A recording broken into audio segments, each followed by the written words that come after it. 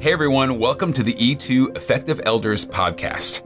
Visit us at e2elders.org and please share this good word with others.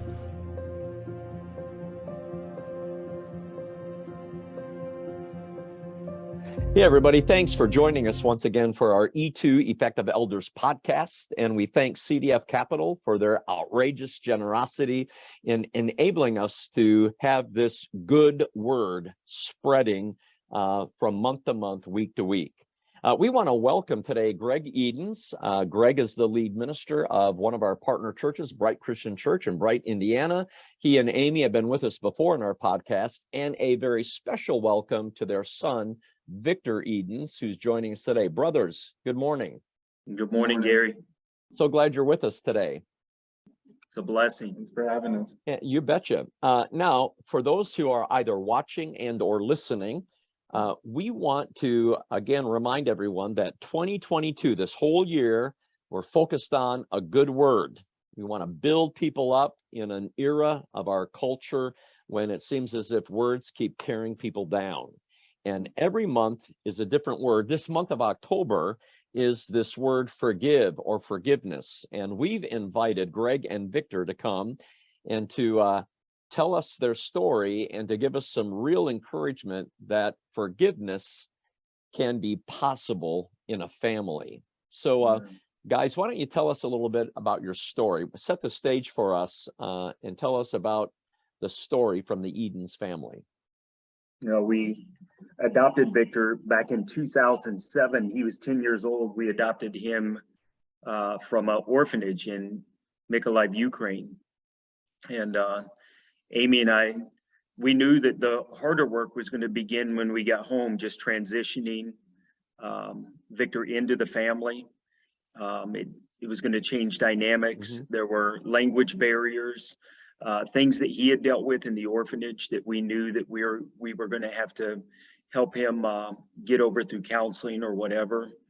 And it was going to take a lot of work. So, but we knew that God was calling us to adopt Viktor, and we were excited about offering him new opportunities, a family where he could put his feet under the table and grow. Mm-hmm. Yep. And so Viktor's growing up then here in Indianapolis and going through school and getting into those young adult years. Viktor, what brought some family pain to the Eden household? Well, starting off, I'm very grateful for my parents and blessed beyond belief for them to have gotten and to go all that way to get me and bring me back is just amazing. And I just look at it as like a blessing from God, because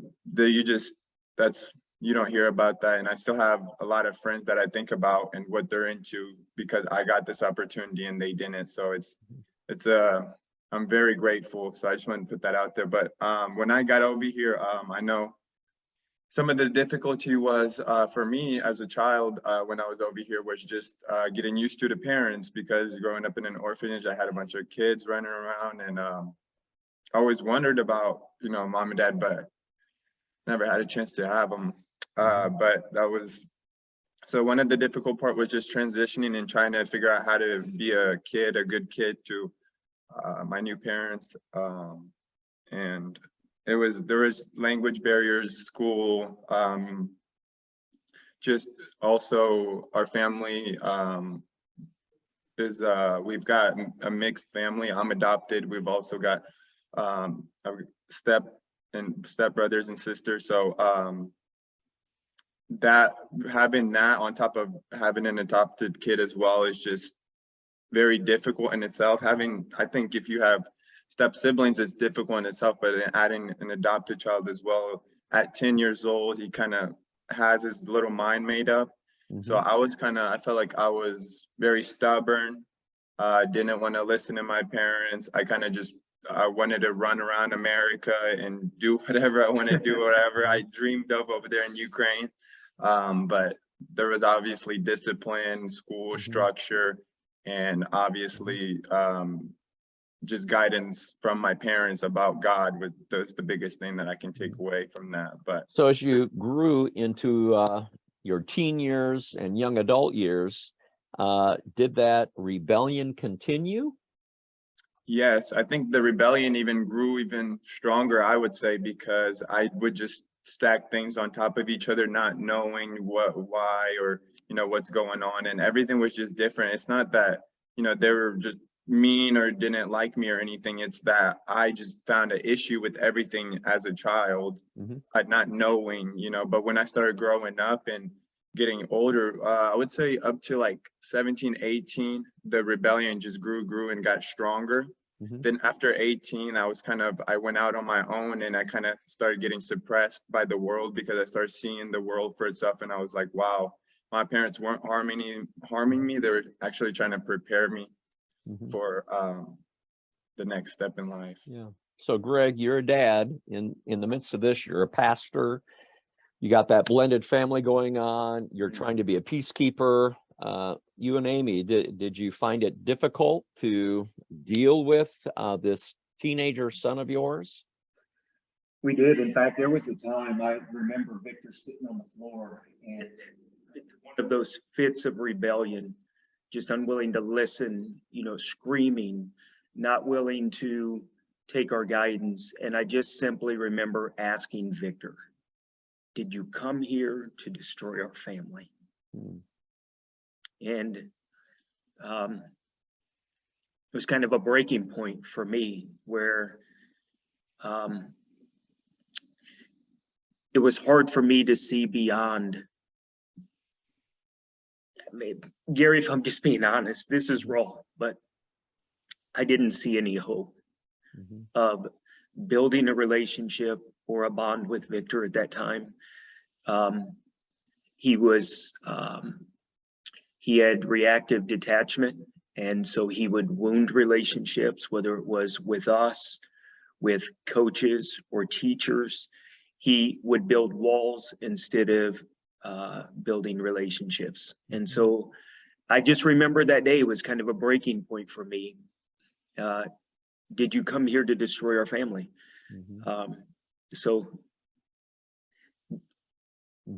Why don't the two of you talk about then forgiveness?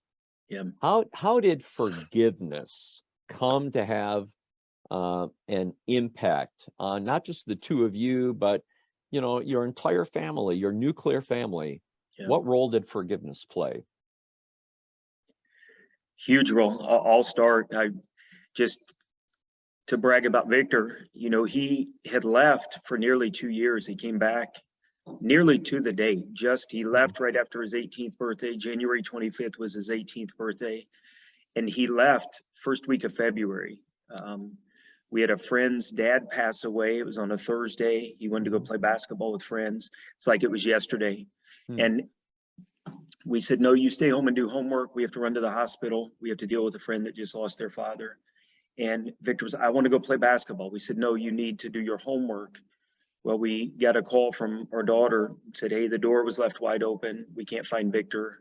We tried calling him, but what Victor did was grabbed his stuff and left. And, he was 18. He had every right to leave, but the way he left was what was painful. Over that 2 years, we didn't really see or talk to Victor a lot. We knew what he was into, but for a period of about 4 weeks leading up to his 20th birthday, he was coming back to church, Remedy Christian Church, where I was the pastor. Amy and I led there for 11 years, and he was coming back to church, and we were excited about that reconnection. We had a lunch set up to meet with Victor after church one Sunday, and we were so excited about that. And I came home and he wasn't here. And I said, well, where's Victor? And well, he got in a fight with his current girlfriend, and so they're not coming. But then we heard Victor's car pull up, and I was so excited. And he came in and he said, I really want to get my life together. Well, if I just had a place to live, I'd really love the opportunity to get my life together. And he seemed to have some regret, some brokenness in his life. And so we thought this might be a great time to have a reset. So we told Victor, your room is still set up. We'll help you get back on your feet. That's great. But here are the guidelines. You're not going to be able to smoke marijuana. You're not going to be able to hang around the friends that you were hanging around with. They're not going to be welcome in our home. We will welcome them in other atmospheres, but you won't be able just to come over and do the things that you guys do. And Victor said, you mean I can move in today? And we said, wait a minute, did you hear what we said? And it was there that we really felt a heart of not only grief from Victor over what how he was living, how he was hurting people, but we actually saw this spirit of wanting forgiveness. And that opened the door for Amy and I. And we said, we really cannot wait for Victor to ask for forgiveness. We have to ask for forgiveness from Victor. So Amy and I met, and Victor can tell you that part of the story as we went to him and shared with him some things that we could have done better. Do you remember that? Yes, I do. Yeah. I just, I wanted to also mention out there a little bit that part of the process of when I was in the household, a lot of the things that did help me while I was with my parents and like kind of battling them, not seeing eye to eye, going to church and being at Indian Creek and being surrounded by my friends that I had and CIY. I remember at CIY, I had broken down and kind of just shared everything and everybody was there and comforting me. And then that week after is when I decided to get baptized too.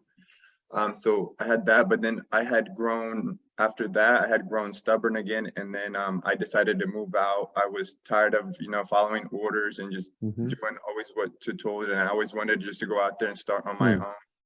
And I remember when I moved away, my parents were really devastated. And I did not expect that. I was like shocked myself because I was like, wow, they really did care that much for me. So that kind of was an eye opener. I had already made a decision, so I was like, well, I might have to stick with my decision. I remember them wanting me to come back. They're saying, Victor, just come back. Like we will work on this. They want me to continue going to school because I had transferred schools and did some other things. So it was a pretty difficult road. But then when I got on my own, I started getting into a lot of bad things. I remember my parents would still reach out, check on me, make sure I was okay. They still wanted that relationship. They never put a barricade up. I could always walk in anytime I wanted to. The only barricade that was there was me and my thoughts and what I saw wrong. So, and they have always been strong on forgiveness and love and that I had grown up seeing that, just how they treat us kids, friends and families. So I had learned that from them. I just never applied it till I started getting that 19 age when I started seeing, hey, this isn't the life that I want. This isn't right. My parents, listened to them. They knew all along. So it was. So just as your mom and dad showed you forgiveness, and you saw that again and again and again. Oh, yeah. Did you have opportunity to forgive your mom and dad? A relationship is a two-way street. Right. I did. But what I learned from that also is that that I had made this, I kind of created this unbalance in the family. So I guess when they apologized to me, it was kind of like, well, you guys don't really have anything to apologize for, because I had grown up and I had realized. So it kind of made me like, oh wow. So it just made me really humble down, because I got this new perspective of, hey, these parents, they tried their best, and they all they wanted to was to love you and raise you and get you to a certain point in life so you can be on your own and you can be set. And that made me think about it, and I'm like, wow, they can do what almost Jesus did, basically forgiving and like, hey, you keep messing up, but we're here for you. The door's always open. It made me to start self-reflecting, realizing, taking back, like, okay, well, what I have to be willing to change and to start mending the family. So I will say this too. Just to reflect on what Amy and I needed to do. There were some things that we could have better understood about Victor. And I was raised without a father. My mother was a drug addict. She died a drug addict. So I used to tell Victor, hey, we have a lot more in common than you think we do. I'm not sure you ever believed that, but one of the things that I should have listened to when I was saying that was that I should understand his situation because I had been in that situation. Sometimes when you're in the struggle, it's hard to fully understand or take the time to fully understand someone's situation. And Amy and I could have done a much better job of understanding his brokenness, understanding what we could have done to help get him healing, understood what we could do in the midst of that rebellion, instead of sometimes having hard conversations or confrontational conversations. Sometimes I wish that I would have paused and had much more loving conversations. So when we went to Victor personally, that was our conversation. We did not always do everything well. We did not always do everything right. And we didn't just go to Victor, we went to our daughter-in-law. We wanted her to hear us ask Victor for forgiveness so that our family could be set on a different path. Yeah, and what a different path it is. You know, Victor, you are gainfully employed, you are happily married, you are a dad, you are restored not only to your mom and dad, but your whole nuclear family. You're living close by, you're doing life together, 3 generations. It's pretty cool what Jesus Christ has done. And, you know, we're running out of time. So what one word of encouragement would each of you give to people who are struggling right now at home, in a family, in relationships? What one word of encouragement, one from each of you, okay? I would say basically to just seek God, only because I feel like for me, everything that we went through as a family growing up and all the difficulties and struggle, all of that, when I got older, when you get, as a kid, you may not see those things, but when you get older, you start thinking like an adult. I realized that none of that, all the pain that I thought they were bringing me, that didn't matter. The only thing that mattered was Jesus. And that's the one thing they always kept. Like they never, and that's always been, and I can't thank my dad and mom enough for that. So and that's what matters right now, because I don't know how, like where I would be if I didn't have that stronghold in a way. So everything that they think they did wrong, oh no, they did the most important thing right. So I'm more than grateful. So. And Greg? My word of advice would be humble yourself. Be teachable in spirit, because none of us do everything perfectly. While we strive to pursue Jesus and to be like him, I'm not Jesus. And I haven't done everything perfectly. I haven't done everything the way he would. And I realize that. And so I learned from other people. Gary, I learned from you as a father and as a pastor, as a husband. I learned from you.